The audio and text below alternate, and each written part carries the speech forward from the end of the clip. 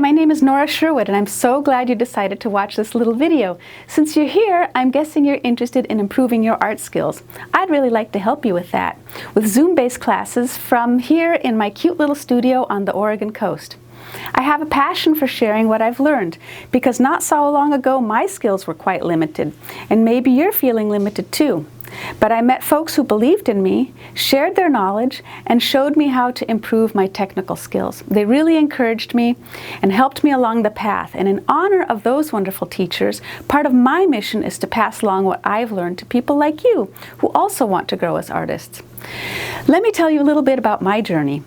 I decided to go back to school for a certificate in science illustration in 2013, and my encouraging husband was all for it.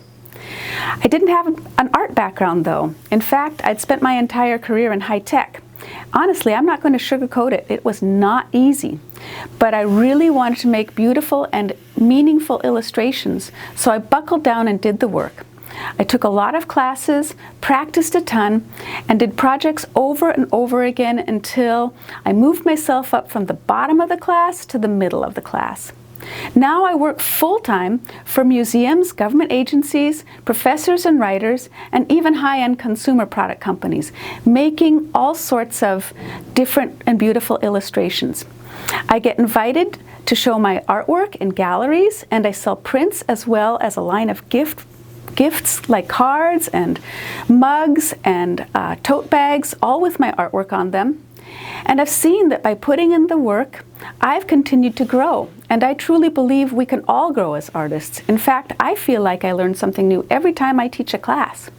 To be honest, I see a lot of people getting frustrated at not being able to create what they see in their minds. Often, I see them give up and go, good enough. Usually, that frustration is due to a lack of the kinds of fundamental skills I'm eager to share with you. I really want to get you to the point where you can make illustrations like this kingfisher, or this little mushroom, or this cute little yellow pine chipmunk.